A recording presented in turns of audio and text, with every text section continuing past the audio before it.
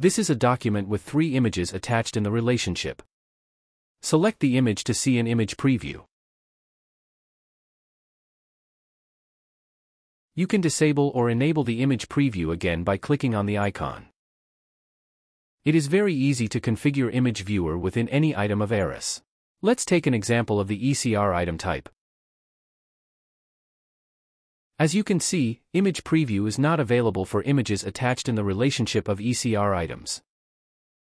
In order to enable Image Viewer for ECR items, we need to modify the configuration in Variables.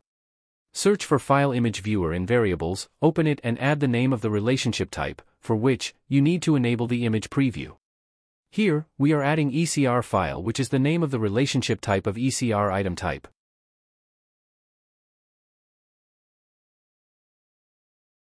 Reload the page and open the ECR item.